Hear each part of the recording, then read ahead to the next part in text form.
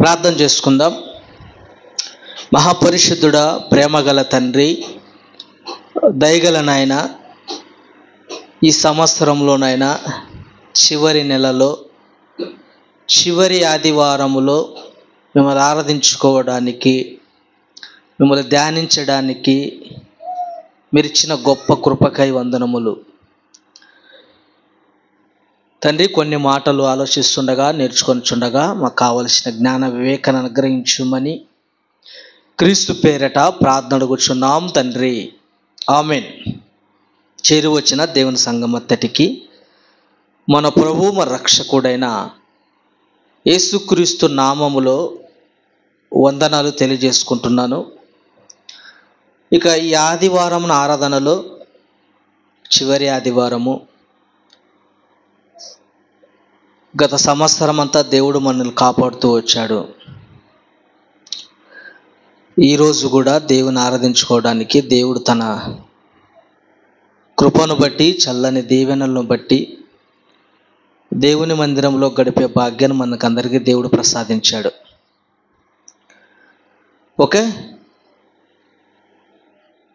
ఒక మంచి పాఠాన్ని బైబిల్ గ్రంథంలో నుంచి మనం ఆలోచన చేయగలిగితే, వాగ్దానము నాడు నేడు ఎలా ఉంది? వాగ్దానము నాడు నేడు. వాగ్దానము నాడు ఎలా ఉంది? వాగ్దానము నేడు ఎలా ఉంది? నాడు అంటే క్రీస్తుకు పూర్వం.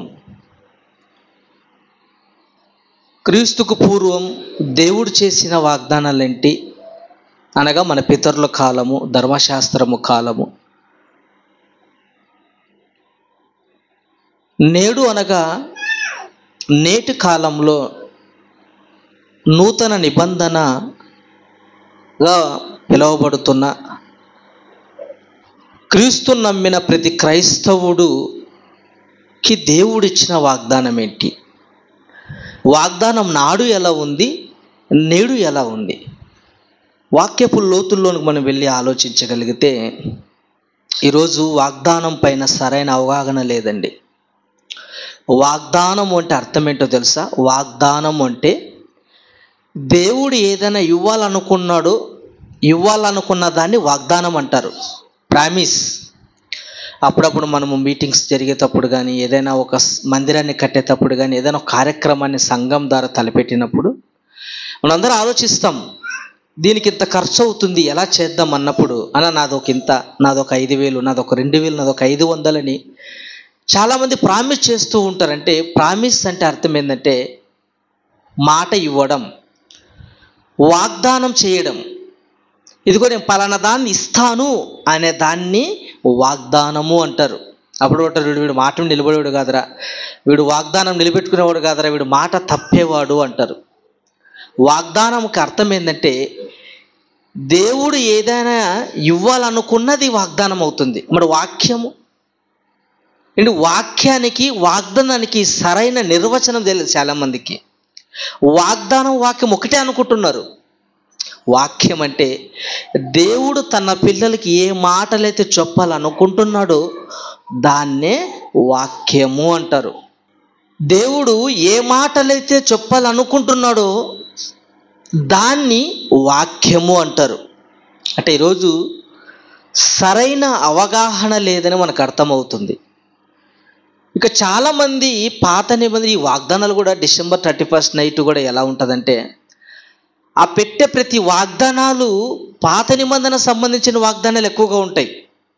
ఆ పాత నిబంధనలో మరీ ఎక్కువగా కీర్తనల గ్రంథంలో రాయబడిన మాటలే ఎక్కువగా వాగ్దానాలుగా చాలామంది తీసుకుంటున్నారు. ఒకసారి రోమా పత్రిక పౌలు గారు రోమీలకు రాస్తూ, రోమా సంఘానికి పౌలు గారు ఒక హెచ్చరిక మాటగా ఆయన మాట్లాడుతూ 9వ అధ్యాయము 4వ వచనం, రోమా పత్రిక 9వ అధ్యాయము 4వ వచనం చూడండి. వాగ్దానాల గురించి రోమా పట్టణస్థులో ఉన్న క్రైస్తవులకు పౌలు గారు మాట్లాడుతూ, వీరు ఇశ్రాయేలీలు దత్తపుత్రత్వమును మహిమయు నిబంధనలను ధర్మశాస్త్ర ప్రధానులను అర్చనాచారములను వాగ్దానములను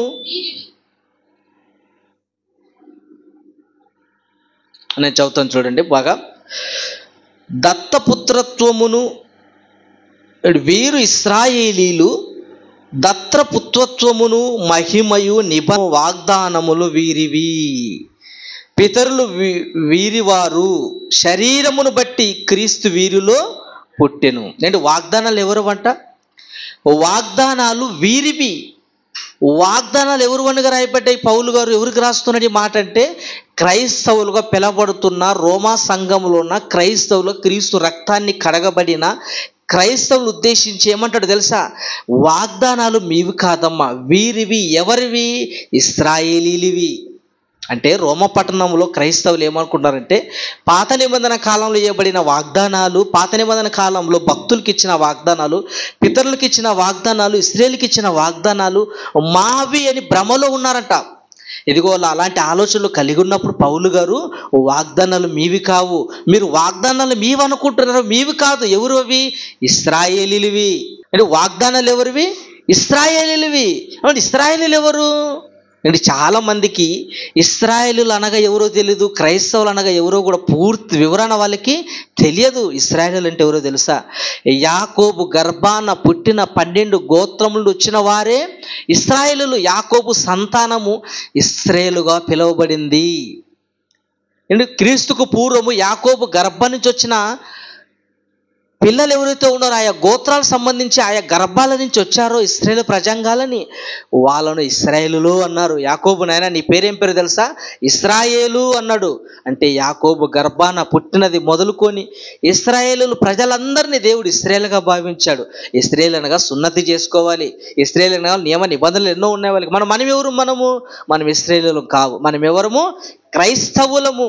క్రీస్తును కలిగిన వారం మనం క్రైస్తవులం. అంటే క్రీస్తును బాప్తిసం ద్వారా అంగీకరించిన మనము క్రైస్తవులుగా పిలబడ్డాము. అంటే మనం ఎవరము? క్రైస్తవులు. మన వాగ్దానాలు వీరివి, ఇశ్రాయేలీవి అంటున్నాడు. ఎంత చక్కగా చూడమాట, చదవనమాట. 9వ అధ్యాయం 4వ వచనం. వీరు ఇశ్రాయేలీలు దత్తపుత్రత్వమును మహిమయు నిబంధనలను ధర్మశాస్త్ర ప్రధానములను అర్చనాచారులను వాగ్దానములను వీరివి. వాగ్దానములు వీరివి. వాగ్దానములు వీరి. ఎవరి వాగ్దానాలు? ఇశ్రాయేలీలివి. ఇశ్రాయేలు వాగ్దానాలు మీవనుకుంటున్నారే, పొరపడుతున్నారని రోమా పట్టణంలో ఉన్న క్రైస్తవులకు పౌలు గారు హెచ్చరికతో కూడిన మాట రాయించాడు. అంటే వాగ్దానాలు ఎవరు అంట? ఇశ్రాయేలీలివి. మరి క్రైస్తవులకు ఏమీ లేవా? క్రైస్తవులు కూడా ఉన్నాయి. ఏంటి వాగ్దానాలు? ఇశ్రాయేలు చేసిన వాగ్దానాలు ఏంటి? ఒకవేళ ఇశ్రాయేలుకి దేవుడు చేసిన వాగ్దానాలు నెరవేర్చబడ్డాయా, నెరవేరబోతున్నాయా? ఒకవేళ క్రైస్తవులు చేసిన వాగ్దానాలు ఏంటి? అవి ఎప్పుడు నెరవేరబడతాయి, నెరవేరబడుతున్నాయా అని మన వాక్యపు లోతులోనికి వెళ్ళగలిగితే ఇలాంటి సరైన వివరణ ఇలాగ బైబిల్లో ఆలోచించే వాళ్ళు కనపడట్లేదండి. వాక్యాన్ని పరిశీలించి ఉన్నది ఉన్నట్లుగా బోధించేవారు ఎక్కడ మనకి కనిపించటం లేదు. తిమోతికి రాసిన 2వ పత్రిక, 2వ తిమోతికి రాసిన 2వ పత్రిక 2వ అధ్యాయము 15వ వచనం. బోధకుడికి ఉండవలసిన ఒక దేవుడు ఒక మంచి మాటను రాయిస్తున్నాడు చూడండి. ఉండవలసిన ఒక లక్షణం ఏంటంటే, కలిగి ఉండవలసిన లక్షణం ఏంటంటే, దేవుని ఎదుట యోగ్యునిగాను సిగ్గుపడనక్కరలేని పనివానిగాను సత్యవాక్యమును సరిగా ఉపదేశించువానిగాను, సత్యవాక్యమును సరిగా ఉపదేశించువానిగాను. అంటే బోధకుడు ఎలా ఉండాలి తెలుసా? దైవ సేవకుడు ఎలా ఉండాలి తెలుసా? బోధించే ప్రతి బోధకుడికి ఉండవలసిన లక్షణం ఏంటంటే, బోధించే నీవు వాక్యాన్ని ఎలా బోధించాలి? సరిగా విభజించాలి. సరిగా విభజించి ఆ మాటల్లోని భావాలను వాళ్ళకి తెలియజేయాలి అని సరిగా బోధించే వాళ్ళు కనపడుతున్నారా? లేదండి. వాక్యాన్ని సరిగా ఉన్నది ఉన్నట్లుగా సక్రమంగా బోధించే వాళ్ళు సమాజంలో మనకి ఎక్కడ కనిపించడం లేదు. ఒక అరటిపండు పిల్లవాళ్ళకి ఇవ్వాలంటే ఎంత చక్కగా తోలు విప్పి చక్కగా దాన్ని విడదీసి ఇస్తామే. ఒక బత్తాయి పండు ఏంటి, ఒక బొప్పాయి పండు, ఒక కమల, ఆరెంజ్, ఎన్నో పండ్లను మనం పిల్లలకి ఇచ్చేటప్పుడు తినరని ఇష్టానుసారంగా ఇవ్వం. చక్కగా వాటిని ఒలిసి చక్కగా దాన్ని విడమరిచి తోలు తీసి తొక్కని తీసి లోపల కాయను గుజ్జును మనం ఎలా పిల్లలకి ఇస్తున్నామో అలా కూడా ప్రతి బోధకుడు ఏం చేయాలి తెలుసా? వాక్యాన్ని సంఘంలో ఉన్న ప్రతి విశ్వాసికి సరిగా విభజించాలి. అంటే సరిగా విభజించకపోతే ఏం జరుగుతుంది? వాక్యంలో ఏం జరుగుతుంది? అపార్థాలు జరుగుతాయి. ఆ వాక్యాన్ని అపార్థం చేసుకుంటున్నావు అంటే సరైన అవగాహనకి రావట్లేదు. సరైన భావం నీకు తెలియట్లేదంటే నువ్వు సరిగా విభజించడం లేదని అర్థం. సరిగా విభజించాలండి. ఈరోజు బోధకులు సరిగా విభజించే వాళ్ళు కొదవైపోయారు. పోని విశ్వాసులైనా సరైన వాక్యం ఇందామంటే సరైన వాక్యం వాళ్ళు కూడా వినడానికి ఇష్టం లేదు. ఒకవేళ దైవ సేవకుడు బోధకుడు ఏమైనా కఠినంతో మాట్లాడాడు అనుకో, ఏం చేస్తారు తెలుసా? బాడీ మీటింగ్ పెట్టుకుంటారు, సమావేశం, పెద్దల సమావేశం, సంఘ పెద్దలు. ఈ పాస్టర్ మాకు నచ్చట్లేదు, దీన్ని తీసేద్దాం, ఇంకో ఆయన్ని మనం పెట్టుకుందాం, నేను ట్రాన్స్ఫర్ చేసేద్దాం, వేరే గ్రామానికి, వేరే జిల్లాకి ట్రాన్స్ఫర్ చేసేద్దాం అంటే వినేవాళ్ళు కూడా కనీసం ఏమి చెప్తాడో మంచి వాక్యం మాకు కావాలని ఆలోచన వాళ్ళకు కూడా ఆత్మలు రక్షించడానికి కావలసిందే తెలుసా? వాక్యము. మీ ఆత్మలు రక్షించే శక్తి గల వాక్యం మీరు సాత్వికంతో అంగీకరించండి. వాక్యం మన ఆత్మను రక్షిస్తుంది. మన జీవితాన్ని బాగు చేయాలన్నా పరలోకానికి వెళ్ళాలన్నా నడిపించేది ఏంది? వాక్యము. వాక్యం అండి. గనక ఈరోజు వాక్యం పట్ల వినే విశ్వాసులకు సరైన ఇంట్రెస్ట్ లేదు. బోధించే బోధకులు కూడా ఏం చేస్తాడు? ఏదో ఒకటి అబ్రాహాము జీవితం చెప్పేద్దాం, దావీదు జీవితం చెప్పేద్దాం, లోతు జీవితం చెప్పేద్దాం, ధనవంతుల లాజరు, ఇవి చెప్పుకుంటూ కాలాన్ని ముగించుకుంటున్నారు, కాలాన్ని వృధా చేసుకుంటున్నారు, ముందుకెళ్తున్నారు. కానీ వాక్యపు లోతుల్లో ఏముంది, దేవుని మనసు ఏముంది, దేవుని ఆలోచనలు ఏమున్నాయి, సంఘానికి ఏమి నేర్పించిన ఆలోచన బోధకుల్లో కూడా కనిపించట్లేదండి. గనుక ఆలోచన చేయగలిగితే ఇంతకు ఈ వాగ్దానాలు ఇశ్రాయేలుకి చేసిన వాగ్దానాలు ఏంటి? నేడు క్రైస్తవులు పిలువబడుతున్న దేవుడు మనకు చేసిన వాగ్దానాలు ఏంటి? ఒకవేళ ఇశ్రాయేలుకి దేవుడు చేసిన వాగ్దానాలను నెరవేర్చాడా, నెరవేర్చలేడా, లేదా నెరవేర్చబోతున్నాడా అన్నది మనం ఆలోచన చేయగలిగితే ఇశ్రాయేలులు రెండుగా మనం విభజించగలిగితే, ఇశ్రాయేలీలు ఐగుప్తు నుండి కానానుకు వెళ్ళక మునుపు చేసిన వాగ్దానాలు ఉన్నాయి, కానానుకు వెళ్ళిన తర్వాత చేసిన వాగ్దానాలు ఉన్నాయి. కానానుకు వెళ్ళక మునుపు చేసిన వాగ్దానాలు కానానుకు చేరుకున్న తర్వాత నెరవేర్చాడు. కానానులో నివసిస్తున్న ఇశ్రాయేలుకి దేవుడు ఎన్నో వాగ్దానాలు చేశాడు. దేవుడు ఇశ్రాయేలుకు చేసిన వాగ్దానాలు ఉన్నాయి, ఇశ్రాయేలీలో భక్తులకు చేసిన వాగ్దానాలు ఉన్నాయి, వ్యక్తులకు చేసిన వాగ్దానాలు ఉన్నాయి, అంటే జనాలకు చేసిన వాగ్దానాలు ఉన్నాయి. ఇంతకు ఇశ్రాయేలు జనాంగానికి చేసిన వాగ్దానం ఏంటి?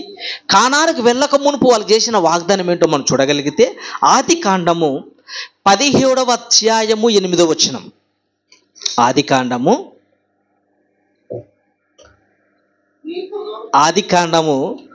17వ అధ్యాయము 8వ వచనం. మీకును నీ తరువాత నీ సంతతికి నీవు పరదేశీ ఉన్నా, చూడండి, నీకును నీ సంతతి వారికి నువ్వు పరదేశీ అయి ఉన్నా దేశమును అనగా కనాను దేశమంతటిని నిత్య స్వాస్యముగా ఇచ్చి వారికి దేవుడునై ఉందున. నేను అబ్రాహాముతో చేశాడు వాగ్దానం ఏంటో తెలుసా? నాయన అబ్రాహామా, నువ్వు పరదేశిగా ఉన్నావు కదా, ఈ ప్రాంతం ఉన్నావే, ఆ ప్రాంతాన్ని నీకు నీ సంతానం అనగా యాకోబు గర్భాన వచ్చే ఇశ్రాయేలు ప్రజలకు నేను దాన్ని స్వాస్యముగా ఇస్తాను. స్వాస్యముగా అంటే ఏంటి అర్థం? ఆస్తి. ఇక మీదేది, మీకు కానాను దేశాన్ని, కానాను ప్రాంతాన్ని, పాలు తేళ్లు ప్రవహించే స్వచ్ఛమైన నేల భూభాగాన్ని మీకు నేను ఇస్తానన్నాడు. ఇది ఎప్పుడు ఇస్తానన్నాడు? కానానుకు వెళ్ళక మునుపు ఇస్తానని అన్నాడు. మరి వాగ్దానం నెరవేరిందా? ఇశ్రాయేలు ప్రజలకి దేవుడు ఇస్తానన్న వాగ్దానం నెరవేరిందా లేదా చూడగలిగితే, చూడండి, యెహోషువ గ్రంథం 21వ అధ్యాయము, యెహోషువ గ్రంథం 21వ అధ్యాయము 44వ వచనం. యెహోషువ గ్రంథం 21వ అధ్యాయం 44వ వచనం. యెహోవా వారి పితరులతో ప్రమాణము చేసిన వాటన్నిటిని, దేవుడు ఏం ప్రమాణం చేశాడు ఇశ్రాయేలుకి, అబ్రాహాము గారి సంతానానికి? మీకు కానాన్ని ఇస్తాను ఆయన, భూభాగాన్ని ఇస్తాను ఆయన, స్వాస్థ్యంగా మీకు ఇస్తానని ఎన్నో వాగ్దానాలు చేశాడు. ఆ వాగ్దానములను బట్టి చదవనా, అన్ని దిక్కుల యందు వారికి విశ్రాంతి కలగజేసెను. యెహోవా వారి శత్రువులందరినీ వారి చేతికి అప్పగించి ఉండెను కనుక వారిలో ఒకడును ఇశ్రాయేలు ఎదుట నిలవలేకపోయెను. యెహోవా ఇశ్రాయేలులకు సెలవిచ్చిన మాట అన్నిటిలో, ఇశ్రాయేలులకు దేవుడు సెలవిచ్చిన అన్నిటిలలో ఏదియు తప్పి ఉండలేదు, అంతయు నెరవేరును. ఇశ్రాయేలుకు దేవుడు చేసిన వాగ్దానాలన్నీ నెరవేరాయా, నెరవేరబోతున్నాయా? నెరవేరే. అంత ఏదియూ మిస్ అవ్వలేదంట, దేవుడు 10 వాగ్దానాలు చేస్తే 10 నెరవేర్చాడా, 100 వాగ్దానాలు చేస్తే 100 నెరవేర్చాడా? ఏది కూడా మిస్ చేయలేదండి దేవుడు. ఏ వాగ్దానాన్ని మిస్ చేయలేదు, ఏదియూ నెరవేర్చలేదు, అన్నీ నెరవేర్చాడు, ఏదియూ మిస్ చేయలేదు. ఎన్నో వాగ్దానం ఇచ్చాడు దేవుడు ఇశ్రాయేలుకి. ఎన్నో, మీ కానాను భూభాగం ఇస్తానన్నాడు, ఇచ్చాడు. శత్రువుల మీదట ఎవరు నిలబడడు, ప్రతి రాజ్యము ప్రతి శత్రువులు మీ కాళ్ళ దగ్గరకు వస్తాడన్నాడు. ఇశ్రాయేలు జనాంగం ముందు ప్రతి శత్రువులు ఏమైపోయారు, నాశనంగా పడ్డారు, ఎవరు నిలవలేకపోయారు. ఎందుకు? వాళ్ళ పక్షాన ఎవరున్నారు? దేవుడున్నాడు. అంటే దేవుడు చేసిన ప్రతి వాగ్దానము, ఇశ్రాయేలు ప్రజలకు చేసిన ప్రతి మాట, ప్రతిది ఏం చేశాడు ఆయన? నెరవేర్చాడు. చూడండి, ఇంకొక మాట చూసు. రాజుల మొదటి గ్రంథం 8వ అధ్యాయము 56వ వచనం. రాజుల మొదటి గ్రంథం 8వ అధ్యాయము 56వ వచనం. ఎట్లనగా తాను చేసిన వాగ్దానమంతటికి, చూడండి, ఎట్లనగా దేవుడు తాను చేసిన వాగ్దానమంతటిని బట్టి ఇశ్రాయేలులకు, తన జనులకు నెమ్మది దయచేసిన యెహోవాకు స్తోత్రమును కలుగును గాక.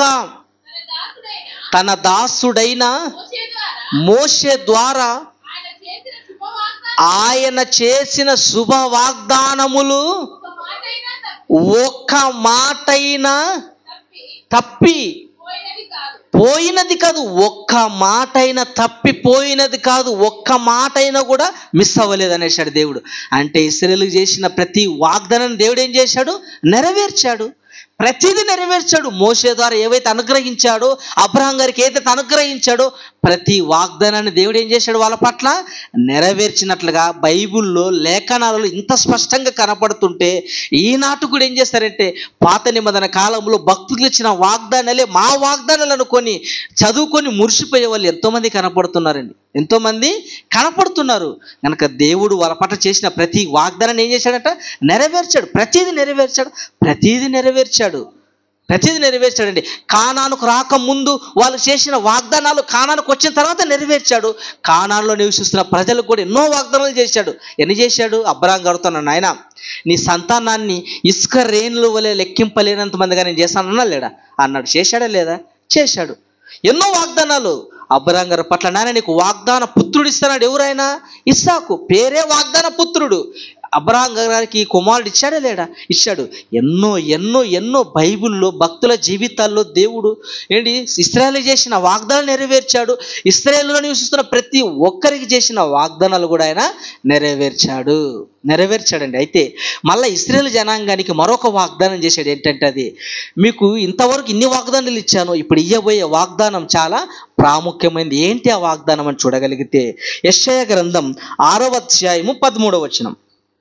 యెషయా గ్రంథం 6వ అధ్యాయము 13వ వచనం. దానిలో 10వ భాగము మాత్రము విడవబడినను అదియును నాశనమగును. సింధూర మస్తకి వృక్షములు నరకబడిన తరువాత అది మిగిలియుండు మొద్దు వలె నుండును. అట్టి మొద్దు నుండి పరిశుద్ధమైన చిగురు పుట్టెను. అట్టి మొద్దు నుండి పరిశుద్ధమైన చిగురు పుట్టెను. చిగురు పుట్టెను. ఎవరా చిగురు? యేసుక్రీస్తుల వారు. నాయనా ఇశ్రాయేలులారా, మీకు ఒక రక్షణ మార్గాన్ని ఇవ్వబోతున్నాను. మీ యెషయా మొద్దు నుంచి, మీ సంతానం నుంచి ఎవరిని ఇవ్వబోతున్నాను? ఒక చిగురు రాబోతున్నాడు. ఎవరైనా? యేసుక్రీస్తు అంటే ఇశ్రాయేలు జనాంగానికి కానానుకు వచ్చిన తర్వాత దేవుడు చేసిన వాగ్దానం ఏంటంటే, మీకు ఒక మహానుభావుని ఇవ్వబోతున్నాను, ఒక చిగురు మీ యందు కలగబోతున్నాడు, ఆ మహానుభావుడు రాబోతున్నాడు ఒక వాగ్దానం చేశాడు. ఈ వాగ్దానం నెరవేరిందా లేదా? నెరవేరింది. ఎక్కడ నెరవేరింది చూడండి. యెషయా గ్రంథం చూడండి. దేవుడు చేసిన వాగ్దానం మళ్ళీ చదువుకుందాం. యెషయా గ్రంథం 7వ అధ్యాయం 14వ వచనం. యెషయా గ్రంథం 7వ అధ్యాయం 14వ వచనం. ఇందాక మొద్దు నుండి చిగురు పుట్టునన్నాడు కదా, తర్వాత మనం చూడగలిగితే ప్రభువు తానే ఒక సూచన మీకు చూపును, ఆలకించుడి. కన్యక గర్భవతి అయి కుమారుని కని అతనికి ఇమ్మానుయేలను పేరు పెట్టుదురు. ఎంత మంచి వాగ్దానం అండి దేవుడు ఇశ్రాయేలు ప్రజలకు చేసింది. ఒక మంచి వాగ్దానాన్ని చేశాడు. అప్పటి వరకు దేవుడు ఎలాంటి వాగ్దానం ఇచ్చాడంటే చిన్న చిన్న వాగ్దానాలు ఇచ్చాడు. లోక సంబంధమైన, ప్రకృతి సంబంధమైన, భౌగోళికమైన చిన్న కంటికి కనిపించే వాగ్దానాలు ఇచ్చాడు. ఏంటి తర్వాత ఇశ్రాయేలు ప్రజలకు ఎలాంటి వాగ్దానం ఇవ్వాలనుకున్నాడు తెలుసా? మీకు ఒక వాగ్దానం ఇవ్వబోతున్నాను. ఆయనే తన కుమారునే వాగ్దానంగా ఇవ్వబోతున్నాడు. ఎవరైనా? యేసుక్రీస్తు వారు. ఇదిగో కన్య గర్భవతి కుమారుని కనునని ఒక వాగ్దానం చేశాడు. ఆ వాగ్దానం నెరవేరిందా? నేటికి 2000 సంవత్సరాల క్రితమే మహానుభావుడు ఈ లోకానికి వచ్చాడు. మత్తయి సువార్తలో ఉంటుంది. నెరవేర్చాడు. కన్య గర్భవతి కుమారుని కనును అనే వాగ్దానం ఎక్కడ నెరవేరింది? మత్తయి సువార్త, లూకా సువార్త, యోహాను సువార్తలలో మనకు కనపడుతుందంటే ఇశ్రాయేలు చేసిన వాగ్దానం అన్నీ నెరవేర్చాడు.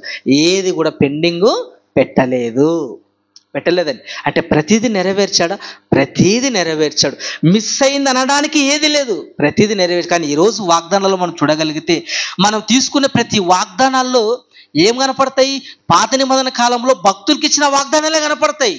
ఒక వ్యక్తి వాగ్దానం వచ్చిందంటే ఏమొచ్చిందంటే, స్వామి రామని గుడికి పోయాడు. చక్కగా ఆ రోజు 31st నైట్ వాగ్దానం తీసుకుంటున్నాడు. ప్రభువుని ప్రార్థన చేసుకున్నాడు. 10 రూపాయలు కానికేసాడు. ఎత్తగానే నీ సంతానాన్ని ఇసుక రేణుల వల్ల లెక్కిస్తానన్నాడంట. ఏమి ఎక్కిస్తాడంట? ఇసుక రేణుల వల్ల సంతానం ఇస్తాడంట. ఆయన ఇంకా పెళ్ళే కాలేదు. ఒకవేళ పెళ్ళైనా ఇసుక రేణుల వల్ల సంతానం వస్తుందా? మహా అయితే 2, 3 ఆపరేషన్ అయిపోతుంది. ఇదే జరుగుతుంది. అంటే వాగ్దానాలు చూడండి. ఆ వాగ్దానాలు ఎవరివి అనకూడదు. అమ్మ దేవుడు మంచి వాగ్దానం ఇస్తాడు, ఆమేన్ అంటున్నాడు. ఇంకా ఏమంటే ఆమేన్, దేవుడు మంచి వాగ్దానం ఇచ్చాడు నాకని. ఏంటి ఈరోజు వాగ్దానాలు 31st నైట్ తీసుకొని, ఒక వాగ్దానం తీసుకొని ఈ వాగ్దానమే సంవత్సర పాఠానికి కాపాడుతుందని ఒక మూఢనమ్మకంలో క్రైస్తవులు ఉన్నారండి. మూఢనమ్మకం అనాలి దీన్ని. ఎందుకంటే ఆచారంగా, ఒక పద్ధతిగా, మూఢనమ్మకంగా కొనసాగుతూ ఉంది. మరో కొడుకు వచ్చిందట వాగ్దానము, నీ రాకపోకలేంది యెహోవా నిన్ను కాపాడను. ఏ రాకపోకలు ఎందుకు కాపాడతాడు? ఆ మాట రాసింది ఎవరు? దావీదు గారు రాశారు. దావీదు గారు ఎందుకు ఆ మాట రాశారు? ఆ మాటలో పరమార్థం ఉంది. ఏంటి ఆ మాట అంటే, నీ రాకపోకలేందు యెహోవా నిన్ను కాపాడునంటే, ఏ రాకపోకలేందు? ఆటోకి వేసుకుంటాడు కొటేషన్. ఇది అంటే లారీకి ఉంటుంది, కారుకు ఉంటుంది, ప్రతిదానికి కొటేషన్ ఉంటుంది. ఉండదు? అన్నిటికీ ఉంటుంది. నీ రాకపోకలేందు యెహోవా నిన్ను కాపాడు. ఏ రాకపోకలేందు? ఆ వాక్యం ఉన్న లారీయే ఆ ట్రాక్టర్ కింద పడిపోయింది. ఆ వాక్యం ఉన్న కారే ఎక్కడికి వెళ్ళి లారీ కింద పడిపోయింది. మరి నీ రాకపోకలేదు యెహోవా నిన్ను కాపాడాలి కదా, మరేం కాపాడలేదా? నేను ఆ మాట ఎవరిని అన్నాడు, ఎవరు ఉద్దేశించాడు? ఒకవేళ రాకపోకలేందు కాపాడినట్టు ఏ రాకపోకలేందు కాపాడతాడు? చక్కగా కారుకు రాసుకున్నావు, రాకలు పోకలేందు కాపాడని. ఆ కారు ఎటు పోతుంది? వైన్ షాప్ వెళ్తుందా, సినిమాకి వెళ్తుందా? ఎట్ సైడ్ వెళ్తుంది? ఏంటి ఎట్ సైడ్ వెళ్తుంది ప్రియులారా? ఆటోకి రాసుకుని ఎట్ సైడ్ వెళ్తుంది నీ ఆటో? ఏంటి వైన్స్ బార్ సైడ్ వెళ్తుందా, లేకపోతే సినిమా థియేటర్ సైడ్ వెళ్తుందా, లేకపోతే మందిరానికి వెళ్తుందా? ఏ రాకపోకలేందు ఏంటి ఏ రాకపోకలేందో తెలుసా? దావీదు గారు రాసిన మాటకి ఏంటంటే, ఇశ్రాయేలు ప్రజలు ఐగుప్తు నుండి కానానుకు వెళ్ళే ప్రయాణాల్లో మీ రాకపోకలేందు యెహోవా మిమ్మల్ని కాపాడతాడన్నాడు. ఆ ప్రయాణంలో కాపాడతానన్నాడు. ఒకవేళ నిజంగా నీకు ఆ మాట వర్తించాలంటే ఏం చేయాలి తెలుసా? దేవునికి ఇష్టమైన కార్యక్రమాలు ఉంటే నీకు వర్తించవచ్చు. లేదండి, దేవునికి ఇష్టమైన పనుల్లో మనం వెళ్తున్నామా అంటే చూడండి ఎలా అయిపోయిందంటే మనకు అనుకూలంగా వాక్యాన్ని మలుచుకోవడం, మనకు అనుకూలమైనటివి ఏరుకోవడం. ఒక వాగ్దానం తీసుకున్నాడంట, చూడగానే పోయి ఉరి పెట్టుకొని వచ్చిందట వాగ్దానం. ఏమొచ్చింది? పోయి ఉరి పెట్టుకో. అబ్బబ్బో ఏంది ఇది వచ్చింది, చిచ్చి చిచ్చి చిచ్చి ఆమె నల్లులి అని పెట్టి మళ్ళీ పెట్టి ఏం చేశాడు? దాన్ని మూసి వెళ్ళ ప్రార్థన దేవాదే కాపాడని ఇంకోటి తీశాడంట. ఇంకోటి తీసి నువ్వు చేయన త్వరగా చేయమని వచ్చిందంట. నువ్వు చేయనది త్వరగా చేయము అంటే ఈరోజు ఎలా మారిపోయిందంటే ఆ వాగ్దానాలు, కనీసం వాగ్దానాలు ప్రామిస్ కార్డు ప్రింట్ ఇచ్చే వాళ్ళు కూడా ఎలాంటి ప్రింటింగ్ ఇస్తారంటే పాత నిబంధన కాలంలో భక్తులకు చేసిన వాగ్దానం, నెరవేర్చబడిన వాగ్దానాలే వాళ్ళకు ఇస్తున్నారు.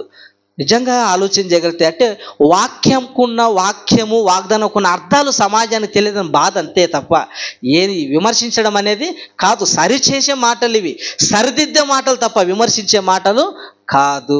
అంటే వాగ్దానాలు ఉన్నాయి, మనకి ఏ వాగ్దానాలు ఉన్నాయో ముందు ఆలోచిద్దాం. మనకు కూడా దేవుడు వాగ్దానాలు ఇచ్చాడు, ఇవ్వలేదని ఎప్పుడు చెప్పాం. దేవుడు మనకు కూడా వాగ్దానాలు ఇచ్చాడు. ఆ వాగ్దానాలు ఏమిటో వాటిని పొందుకోవాలంటే ఏం చేయాలో మనం ఆలోచిద్దాం ముందు. అంటే ఆలోచన చేయగలిగితే ఇశ్రాయేలుకి ఇచ్చిన వాగ్దానాలే వాగ్దానాలుగా భావించి ఏం చేస్తున్నారు? వాటిని తీసుకుంటారండి.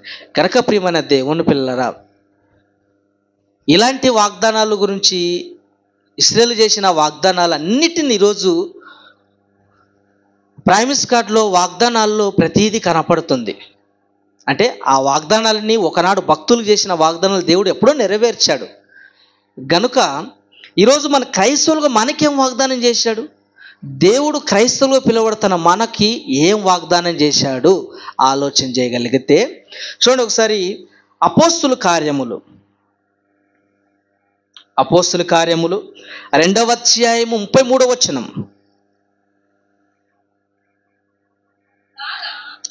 అపోస్తుల కార్యములు 2వ అధ్యాయము 33వ వచనం. కాగా ఆయన దేవుని కుడిపార్శ్వమునకు హెచ్చింపబడి పరిశుద్ధాత్మను గూర్చిన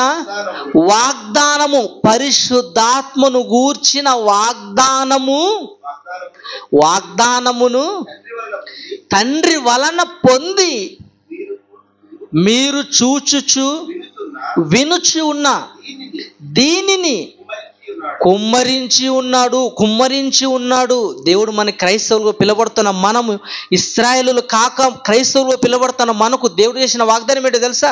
మీకు ఒక వాగ్దానం ఇవ్వబోతున్నాను. ఏంటి తెలుసా వాగ్దానం? మీకు పరిశుద్ధాత్మను వరమును మీకు నేను ఇవ్వబోతున్నాను. ఈయన ఎంత మంచి వాగ్దానం అండి. ఒకనాడు ఇశ్రాయేలు ప్రజలకు దేవుడు చేసిన వాగ్దానం చిన్న వాగ్దానాలు అండి. ఎలాంటి తెలుసా? చాక్లెట్లు, పప్పురు మింట్లు తిని చిన్నబండరాలు. ఇశ్రాయేలు చేసింది భూభాగం ఇచ్చాడు. చిన్నవి ఆ భూమి ఇస్తారన్నాడు, అది ఇస్తాడు. ఆ శత్రువులు నీకు నాశనంగా పడతారన్నాడు. చిన్నవి మీ పిండే తొట్టె అభివృద్ధి చెందుతుందన్నాడు. ఎన్నెన్నో ఇచ్చాడు వాళ్ళకి. కానీ దేవుడు క్రైస్తవులుగా పెడుతున్న మనకి ఎలాంటి వాగ్దానం తెలుసా? చిన్న వాగ్దానం కాదు, తన కుమారుణ్ణే మనకు వాగ్దానంగా ఇవ్వబోతున్నాడు. తన కుమారునే మనకు వాగ్దానంగా ఇచ్చాడు. ఆ వాగ్దానం పొందుకోవాలంటే ఏం చేయాలా? ఏం చేయాలి? ప్రామిస్ కార్డులో తీసుకుంటే చెల్లదు. అది ప్రామిస్ కార్డు మీద రాసి ఇదిగో పరిశుద్ధాత్మను నీకు ఇస్తానని తీసుకుంటే చెల్లదు. మన ఆ వాగ్దానాన్ని పొందుకోవాలంటే ఏం చేయాలి? చూడండి 38వ వచనం. అపోస్తుల కార్యములు 2వ అధ్యాయం 38వ వచనం. పేతురు మీరు మారు మనస్సు పొంది పాప క్షమాపణ నిమిత్తము ప్రతివాడు యేసుక్రీస్తు నామమున బాప్తిసం పొందితే అప్పుడు మీరు పరిశుద్ధాత్మను వరమును పొందుదురు. వరము వాగ్దానం. పరిశుద్ధాత్మనే వాగ్దానం పొందాలంటే ఏం చేయాలా? దిగరా ఆమెన్ టచ్ అంటే రాడు. ఏం చేయాలా? బాప్తిసం తీసుకోవాలా. బాప్తిసం తీసుకుంటే ఏమొస్తుంది నీలోనికి? పరిశుద్ధాత్మన వరమును పొందుతురు. పిలిస్తే రాడు, పిలిస్తే వచ్చే వరము కాదది, పొందితే వచ్చే వరము. ఏంటి? పొందితే వచ్చే వరం. దాన్ని పొందాలంటే ఏం చేయాలి? వాక్యం వినాలి, మార మనసు పొందాలి. ఏంటి? పాపక్షమాపణ నిమిత్తం మనసులో ఆలోచించుకొని బాప్తిస్మము తీసుకుంటే అప్పుడు బాప్తిస్మం తీసుకుంటే అప్పుడు పరిశుద్ధాత్మను వరమును పొందుదురు. అంటే పరిశుద్ధాత్మని వరమును మనం పొందుకోవాలంటే అడిగితే వచ్చేది కాదు, పొందితే వచ్చేది. ఎలా పొందాలి? బాప్తిస్మం తీసుకుంటే పరిశుద్ధాత్మ దేవుడు మీలోనికి వస్తాడు. కానీ ఈరోజు చూడండి, ఎక్కడ వేదిక పైన చూసినా అబ్బబ్బబ్బబ్బబ్బా గోలంటే గోలు, గందరగోళాలు. ఏంటి? ప్రతి బోధకుడు ఏం చేస్తాడు తెలుసా? వేదిక పైన నుండి ఇప్పుడే దిగి వస్తుంది, వెలుగు వస్తుంది, ఆత్మ దిగరా. ఆల్రెడీ 2000 సంవత్సరాల క్రితమే భూమి మీద దిగింది. ఎప్పుడు దిగింది? యేసుక్రీస్తు వెళ్ళిపోయినప్పుడు ఎవరు వస్తారు? నేను వెళితేనే కానీ ఆధారకర్త మీ యొద్దకు రాడు, నేను వెళితే ఆయన వస్తాడు, నేను వెళ్ళకపోతే ఆయన రాలేడు. 2000 సంవత్సరాల క్రితమే దేవుడు యేసుక్రీస్తు భూమిని వదిలిపెట్టి పరలోకానికి ఆరోహమైన తర్వాత ఏంటి? పెంతుకోస్తు అనే పండుగ దినాన ఎవరు వచ్చారు? పరిశుద్ధాత్ముడు వచ్చాడండి. పరిశుద్ధాత్మ అప్పటి నుంచి ఎక్కడున్నాడు? ఆయన భూమి మీదే ఉన్నాడు, భూమి మీదే. ఇప్పుడు పరిశుద్ధాత్మను పొందుకోవాలంటే బాప్తిసం తీసుకోవాలి. ఇది కనీసం బైబిల్ నేర్చుకోవాలండి, కనీసం బైబిల్ చదివితే అర్థమవుతుంది, ఆలోచిస్తే అర్థమవుతుంది. పరిశుద్ధ దేవుడు దిగరా. ఆల్రెడీ దిగి వచ్చాడు భూమి మీద, మళ్ళీ దిగరానడం ఏంది? దిగొస్తుంది. ఏం దిగొస్తుంది తెలుసా? దురాత్మలు ఎక్కడున్నాయి?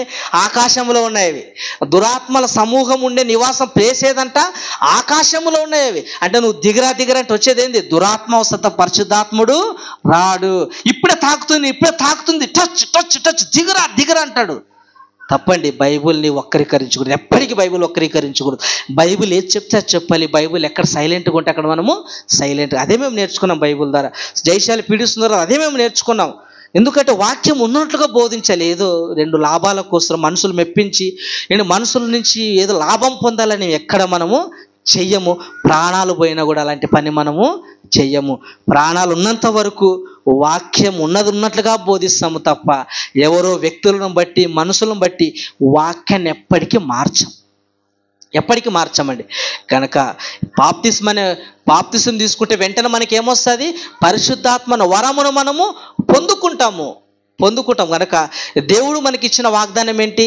తన కుమారుడైన పరిశుద్ధాత్మను మనకి ఏమిస్తున్నాడు? వాగ్దానముగా ఇస్తున్నాడు. ఆ వాగ్దానం నువ్వు పొందుకోవాలంటే బాప్తిసము తీసుకోవాలి. ఇది మనకి చేసినటువంటి వాగ్దానం. 2వ వాగ్దానం చూద్దాం. యోహాను మొదటి పత్రిక 2వ అధ్యాయం 25వ వచనం. యోహాను మొదటి పత్రిక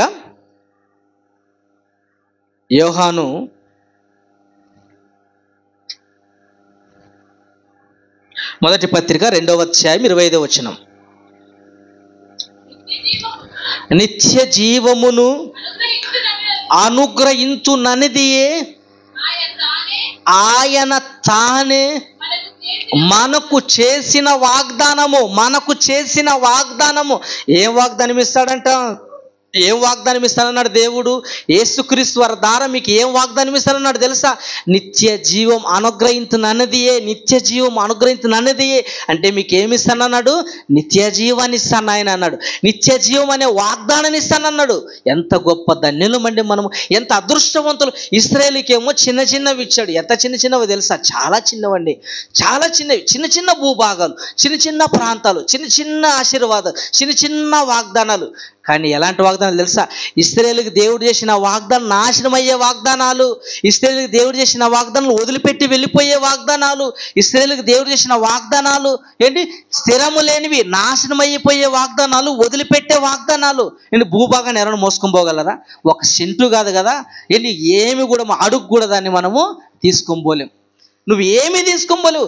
ఇశ్రాయేలు చేసిన వాగ్దానాలు చిన్నవి, వదిలిపెట్టిపోయే వాగ్దానాలు, నాశనం అయ్యే వాగ్దానాలు. కానీ దేవుడు క్రైస్తవులుగా మనకి ఎలాంటి వాగ్దానాలు ఇస్తున్నాడు? నాశనం లేని వాగ్దానం అండి, నిత్యము ఉండే వాగ్దానం. ఏంటది? పరలోకం అంటే ఎంత గొప్పది తెలుసా? పరలోకము చాలా విలువైందండి. ఆ పరలోకము దేవుడు ఇస్తానన్న వాగ్దానాన్ని కలిగిన మనం అలాంటి వాగ్దానాన్ని ఏం చేయాలి? మనము పొందుకోవాలి. పొందుకోవాలండి. ఎంత విలువైందంటే పరలోకం అనేది దాన్ని మాటల్లో మనము వివరించలేం. పరలోకంలో ఎవరుంటారు? దేవుడు ఉంటాడు. పరలోకంలో ఎవరుంటారు? యేసుక్రీస్తు ఉన్నాడు. అంటే పరలోకం అనే వాగ్దానం దేవుడు మనకి ఇస్తున్నాడంటే పరలోకంలో దేవుని దగ్గర ఉండే వాక్యం మనకి దక్కుతుంది. దేవుని దగ్గర ఉండే అదృష్టం మనకు దక్కుతుందండి. ఎంత అదృష్టం అండి పరలోకము. ఇది లేదు, ఈ వాగ్దానం ఎక్కడ కనపడదు. ఈ వాగ్దానం ఎక్కడ కనపడదు. పరలోకం అనే వాగ్దానం ఇస్తాడు. పరలోకం చాలా విలువైనది. భూమి మీదే కొన్ని ప్రాంతాలు చాలా విలువైనవి. వెళ్ళి గ్రామంలో ఒక ఎకరా మహా అయితే ₹1,00,000 ఉంటుంది. కొంచెం మండలానికి వచ్చావంటే 2 లక్షలు ఉంటుంది. అదే సిటీకి వచ్చావనుకో 5 లక్షలు ఉంటుంది, 10 లక్షల రూపాయలు ఎకరా. అదే సెంటర్ ప్లేస్కి వచ్చావనుకో ఇంచుమించు ఒక 2 సెంట్ల స్థలం ఎంత ఉంటుంది తెలుసా? గుంతకల్ సెంటర్ బస్ స్టాండ్లో రైల్వే స్టేషన్ దగ్గర ఎంత ఉంటుంది తెలుసా? ఇంచుమించు 40-50 లక్షలు. ఇంచుమించు ₹1,00,00,000 అండి. 2-3 సెంట్ల స్థలాలు. 5 సెంటు స్థలం ₹1,00,00,000. ₹1,00,00,000 ఎందుకు? ప్రాంతమును బట్టి మారిపోతుంది ఏంటి, పరిస్థితిని బట్టి మారిపోతుంది వాల్యూ రేటు ఏంటి భూమి మీదనే. అదే అమెరికాలో అనుకో, అమెరికాలో ఎంత ఉంటుంది సెంటు స్థలము ఎకరా? చాలా విలువైంది ఇది. అక్కడ కొనాలంటే మన ధనము కూడా సరిపోదండి. హైదరాబాద్లో కొనాలంటేనే చాలా కష్టం. గుంతకల్లో కొనాలంటే ఆలోచిస్తాం ఏంటి, 5 లక్షలు పెట్టి కొనాలన్నా బాధపడతాం. కానీ హైదరాబాద్ సెంటర్ నడిబొడ్డున కొనాలంటే ఎంత పడుతుందండి? ఎన్ని కోట్ల రూపాయలు పెట్టాలి ఏంటి? భూమి మీదనే కొన్ని ప్రాంతాల్లో ఇంత విలువైన ఉంటే ఇన్ని కోట్ల రూపాయలు పెడితేనే కానీ మనం కొనలేమే. మరి పరలోకంలో ఎలా ఉంటుంది? వీధులు బంగారం వీధులు. ఎలా ఉంటుందండి పరలోకంలో? ప్రతీది బంగారంతో, ప్రతీది అంటే దేవుడు నివసించే ఆ ప్రాంతం ఎలా ఉంటుంది? ఆశ్చర్యం, అమోఘం, అద్భుతం. అలాంటి లోకాన్ని మీకు ఇవ్వాలనుకున్నాడు దేవుడు. అలాంటి లోకాన్ని మీకు ఇవ్వాలనుకున్నాడు. ఆ లోకం కావాలంటే, పరలోకం అనే వాగ్దానం పొందుకోవాలంటే ఈ ప్రభు అంటే ఇవ్వడండి. మోకాలు నువ్వు పద్దని సాయంత్రం మోకాల ప్రార్థన వేసిన పరలోకం అంటే ఇవ్వడు. మరి పరలోకం పోవాలంటే ఏం చేయాలి? ప్రభు అని పిలిచి ప్రతివాడును పరలోక రాజ్యము ప్రవేశింపడు. కానీ దేవుని ఇష్టము నెరవేర్చి భూమి మీద దేవుని మనసు తెలుసుకొని దేవుడు అనుకున్నట్ల రీతిగా బ్రతుకుతూ 10 మందిని బ్రతికిస్తే నీకు ప్రతిఫలంగా ఏమిస్తాడు? పరలోకాన్ని ఇస్తాడు. ఏమండి, ఇవన్నీ ఈ వాగ్దానాలు పిలిస్తే వచ్చేవి కాదు, తీసుకుంటే వచ్చేవి కావు. అంటే ఇవి పొందుకోవాలంటే ఏం చేయాలి? మనము కష్టపడాలి. కష్టపడితేనే కానీ వాగ్దానాలు మనకి రావు. దేవుని కొరకు శ్రమించి పని చేసి దేవుడు అప్పుడు నీకు విశ్రాంతిని ఇస్తాడు. 2వ రాకల్లో పరలోకానికి మనల్ని తీసుకొని పోతాడు. ఇదే వాగ్దానాలండి. ఇవి అసలైన వాగ్దానాలు. ఇవి వాగ్దానాలు ఎక్కడ కనిపించవు. అంటే వాగ్దానాల్లో కనిపించనేవంటే ఇవే. అదే మనకి ఇచ్చాడు అనుకో వాగ్దానాలు రాయండి. ఎలాంటి వాగ్దానాలు? ఇలాంటివే రాస్తాం. నిత్య జీవం అనుగ్రహించినదే వాగ్దానం. అంటే నువ్వు వాగ్దానం పొందుకోవాలంటే ఈ ప్రామిస్ గారు తీసుకొని జోలో పెట్టుకుంటే వాగ్దానం నీ పరలోకం రాదు. ఆ ప్రాటల ప్రకారంగా జీవించి పరలోకం నువ్వు పొందుకోవాలి. అంటే పరిశుద్ధాత్మ వరం మీరు పొందుకుంటారు. ఆయన చేసిన వాగ్దానం పొందుకోవాలంటే బాప్తిజం తీసుకుంటే నీ పట్ల నెరవేర్చబడుతుంది. అంటే ఇలాంటివి రాయాలా? ఏంటి, ఏ వాగ్దానంలో ఒకరు వాగ్దానం వచ్చిందంట, జీవం గల దేవుని చేతిలో పడట మహాభయంకరం అని వచ్చిందంట. అయ్యో బాబోయ్, దేవుని చేతిలో పడమా ఏంటి? ఈ వాగ్దానం వచ్చింది. సంవత్సరం అంతా ఇదేనా నా తిప్పులు? అంత అగ్ని అయినా అంత మండించి ఇదేనా నా జీవితం అంతా? అయ్యో వద్దని పెట్టి ప్రార్థన చేసుకొని దానికి సైడ్ దొబ్బి ఇంకొకటి తీసుకునే వాళ్ళు మనకి ఎంతోమంది కనపడతారు. కనుక ప్రియమైన దేవుని పిల్లరా, దేవుడు మనకు చేసిన వాగ్దానాలు ఇవి. ఇక చివరి వాగ్దానాన్ని మనం చూడగలిగితే పేతురు రాసిన 2వ పత్రిక 3వ అధ్యాయము 9వ వచనం. పేతురు రాసిన 2వ పత్రిక 3వ అధ్యాయము 9వ వచనం. కొందరు ఆలస్యమని ఎంచుకున్నట్లు ప్రభువు తన వాగ్దానమును గూర్చి ఆలస్యము చేయువాడు కాదు. ఆలస్యము వాగ్దానం గురించి ఆలస్యం చేయువాడు కాదు. ఏం వాగ్దానం ఇచ్చాడు మనకి? ఏంటి ఆ వాగ్దానం తెలుసా? 2వ రాకడ. యేసుక్రీస్తు వెళుతూ ఏమన్నాడు తెలుసా? నేను వెళ్ళి మీకు స్థలము సిద్ధపరుస్తాను, మరలా మీరు నా యొద్ద ఉండలాగా నేను వచ్చి మిమ్మల్ని తీసుకొని పోతానంటే 2వ రాకడ జరుగుతుంది. 2వసారి నేను వస్తాను, 2వసారి నేను వచ్చి మిమ్మల్ని తీసుకొని పోతాను. ఒక వాగ్దానం చేశాడు. ఆ వాగ్దానం నెరవేర్చబడాలంటే ఎప్పుడు నెరవేర్చబడుతుంది? అండి యేసుక్రీస్తు రాకల్లో నెరవేర్చబడుతుంది. యేసుక్రీస్తు రెండవసారి వస్తాను మిమ్మల్ని తీసుకొని పరలోకాన్ని వెళ్ళిపోతాను అన్నాడు కదా, అది నెరవేర్చబడాలంటే ఏం చేయాలి తెలుసా? మన భక్తి జీవితాన్ని క్రీస్తు రాకడ వరకు ఎలా ఉండాలి? భక్తి శ్రద్ధలతో సిద్ధపడి ఉండాలి. ఎలా ఉండాలి? సిద్ధపడి. ఒక ప్రయాణం చేయాలంటే సిద్ధపడతావు, ఒక ఊరికి వెళ్ళాలంటే సిద్ధపడతావు, మరో చోటికి వెళ్ళాలంటే సిద్ధపడతావు, పరలోకానికి వెళ్ళాలంటే ఎలా ఉండాలి? సిద్ధపడాలి. యేసుక్రీస్తు నేను వస్తాను రెండవసారి మిమ్మల్ని తీసుకొని పోతాను అన్నాడు కదా, ఆయన ఎప్పుడు వస్తాడో తెలియదు. బుద్ధి గల కన్యకులు, బుద్ధి లేని కన్యకులు ఎలా ఉన్నాం మనం? బుద్ధి గల కన్యకులుగా మెలకువగా ఉన్నామా? బుద్ధి లేని కన్యకులుగా వెలుకువా లేమా? బుద్ధి గల కన్యకులుగా మనం మెలకువగా ఉంటే ఎప్పుడు వచ్చినా మనం యేసుక్రీస్తు రెండవ రాకడ రేపు జరిగినా మనము వెళ్ళిపోతాము. ఒకవేళ యేసుక్రీస్తు మనం ఉన్న జీవితంలో రాకపోయినా ఆయన భక్తి కొరకు జీవించి రెండవ రాకడ కొరకు సిద్ధపడి ఆ వాగ్దానాన్ని మనము కనిపెడుతూ ఉండాలి. యేసుక్రీస్తు రెండవసారి వస్తాను, పరలోకాన్ని మీకు తీసుకొని పోయి తండ్రికి మీకు అప్పగిస్తాను అన్నాడు. ఆ మాట కొరకు మనము ఎదురు చూడాలి. ఇదండి వాగ్దానము నాడు నేడు. వాగ్దానాలు, ఇశ్రాయేలు చేసిన వాగ్దానాలు ఏంటి? ఇంతకు ఇశ్రాయేలు ఎవరో నేర్చుకున్నాము.